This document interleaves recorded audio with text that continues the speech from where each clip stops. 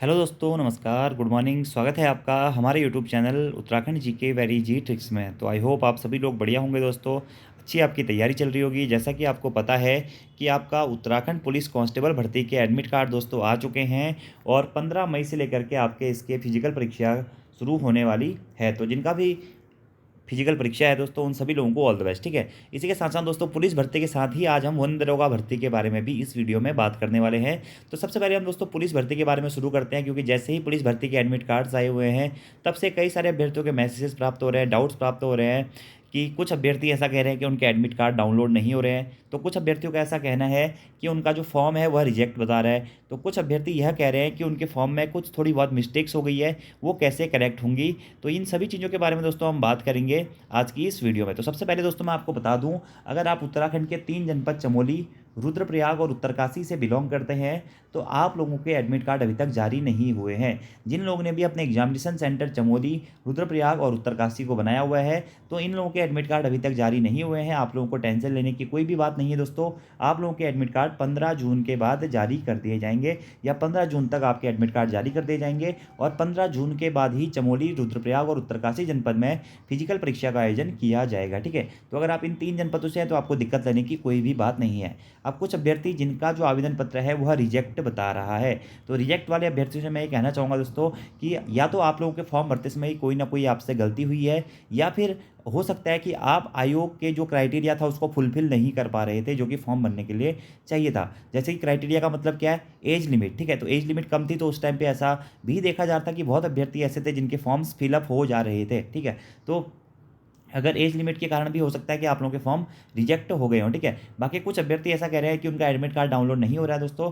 तो admit card download नहीं हो रहा है तो या तो आप लोगों के फॉर्म में कोई मिस्टेक्स थी, या अगर दोस्तों आपने फॉर्म भरा हुआ है, आपके पास में फॉर्म का प्रिंट आउट है, तो आप आयोग को मेल करके कह सकते हैं कि सर हमारा एडमिट कार्ड जारी नहीं हुआ है, अगर आप इन 3 जनपदों को छोड़ के कहीं और जनपद से बिलोंग करते हैं तो। ठीक है, तो ये चीज़ है। बाकी कुछ अभ्यर्थियों के ये भी डाउट है कि उनके ग्रेजुएशन के एग्जाम चल रहे हैं और जिस दिन उनका एग्जाम है उसी दिन उनकी फिजिकल परीक्षा भी होनी है। ठीक है, तो ऐसे अभ्यर्थियों से मैं कहना चाहूँगा आप आयोग को अधिक से अधिक संख्या में मेल कर दीजिए। तो ऐसे कंडीशन में आयोग आपकी फिजिकल की तिथि को एक दिन आगे या एक दिन पीछे भी मूव कर सकता है। आप लोग मेल जरूर कीजिएगा अगर आपका ग्रेजुएशन की एग्जामिनेशन या कोई भी एग्जाम और फिजिकल परीक्षा एक साथ पड़ रही है तो। ठीक है, ये तो अगर दोस्तों बेसिक सी बातें जो अभ्यर्थियों को दिक्कतें आ रही थी। ठीक है, बाकी देखिए 15 तारीख से दोस्तों आप लोगों के फिजिकल शुरू होने हैं। आई होप आप लोगों की तैयारी अच्छी चल रही होगी, सब कुछ आप लोगों को पता है।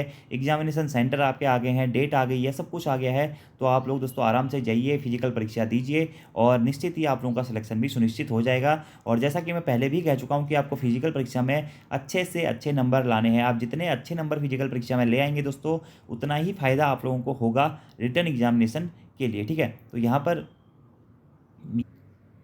और दोस्तों आपको एग्ज़ाम, अगर आप फिजिकल परीक्षा के लिए जा रहे हैं तो सुबह 7:30 बजे तक आपको अपने सेंटर्स पर पहुंच जाना है। आपने अपना एडमिट कार्ड डाउनलोड कर लिया होगा, उसमें डेट भी लिखी हुई है और एग्जामिनेशन सेंटर का नाम भी लिखा हुआ है। ठीक है, और आपकी सारी जो भी परीक्षाएं हैं वह एक ही दिन होगी।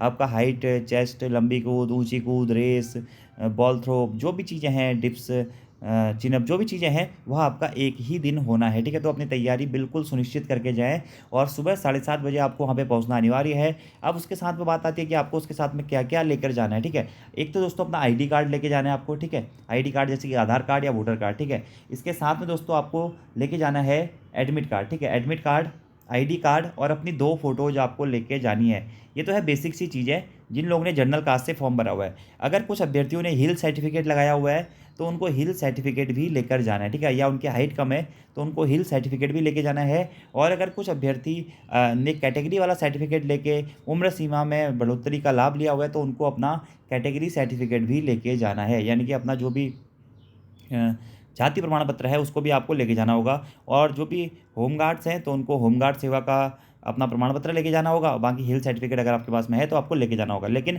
3 चीज़ें तो दोस्तों कंपल्सरी हैं, आपको अपना एडमिट कार्ड लेके जाना है, आईडी कार्ड लेके जाना है और 2 फोटोज़ लेकर जानी है। कुछ अभ्यर्थियों को दोस्तों यह भी समस्या हो रही है कि उनके फॉर्म में कुछ मिस्टेक्स हो गई थी। ठीक है, तो दोस्तों जब भी आप फिजिकल परीक्षा देने जाएंगे तो वहाँ पर एक बार बात कर लीजिएगा। मेरे हिसाब से अगर थोड़ी बहुत दिक्कत हो गई है, किसी की डेट ऑफ बर्थ गलत हो गई है, किसी के नाम की स्पेलिंग गलत हो गई है, तो वहाँ पर आप उनको बता के उन चीज़ों को करेक्शन भी कर सकते हैं। या करेक्शन नहीं होता है तो एटलीस्ट आप लोग एलिजिबल ही रहेंगे, आपको उस कंडीशन में बाहर नहीं किया जाएगा अगर आप उस क्राइटेरिया के अंतर्गत आ रहे होंगे तो। ठीक है, और यहाँ पर साफ साफ लिखा गया दोस्तों, अगर आप एक बार फेल हो गए तो आप बाहर हो जाएंगे। आयोग ने सभी उम्मीदवारों को ताकीद दी है कि शारीरिक परीक्षा में किसी भी स्पर्धा में अनर्ह घोषित होने पर पूरी भर्ती प्रक्रिया से बाहर किया जाएगा। सभी उम्मीदवारों को इस आशय प्रपत्र पर साइन भी करने होंगे।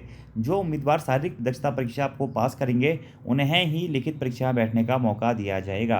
तो ये था दोस्तों पुलिस भर्ती के बारे में जो भी चीज़ें आपको डाउट्स थे, मैंने आपको बता दिए हैं। अगर आपका एडमिट कार्ड डाउनलोड नहीं हो रहा है तो आप आयोग को मेल कर सकते हैं या अपना फॉर्म चेक कर सकते हैं कि आपने फॉर्म को सही भरा था या फिर नहीं भरा था। दूसरी बात करते हैं दोस्तों वन दरोगा भर्ती यानी कि उत्तराखंड फॉरेस्टर के 316 पदों पर भर्ती के बारे में।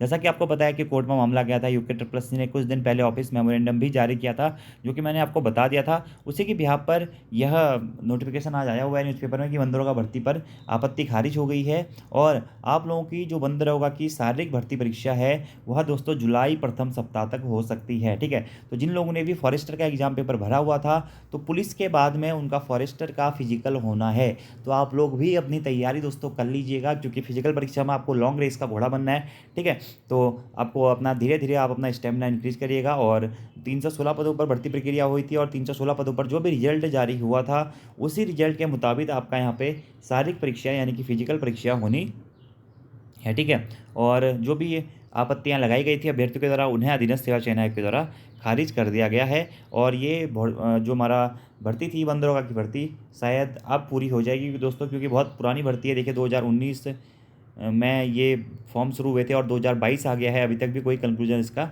नहीं निकला है। लेकिन जहाँ तक उम्मीद है जुलाई प्रथम सप्ताह तक आपका फिजिकल परीक्षा हो जाएगा। ठीक है, बाकी स्नातक भर्ती भी नहीं रुकेगी, आयोग के द्वारा कहा गया है, क्योंकि स्नातक भर्ती प्रक्रिया में जो वेरिफिकेशन है वो उसकी डेट भी आ चुकी है और शायद 12 से या आपका 17 से, शायद 17 से 27 तक आप लोगों का वेरिफिकेशन भी होना है।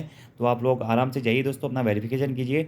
सभी को ऑल द बेस्ट, फिजिकल वालों को भी ऑल द बेस्ट। अगर आपके कोई भी डाउट्स रहते हैं तो कमेंट बॉक्स में आप लिख सकते हैं। और दोस्तों कभी कभार ऐसा होता है कि मैं रिप्लाई नहीं कर पाता हूँ, तो जो भी अन्य अभ्यर्थी हैं जिनको नॉलेज है वो आपके रिप्लाई कर सकते हैं। धन्यवाद।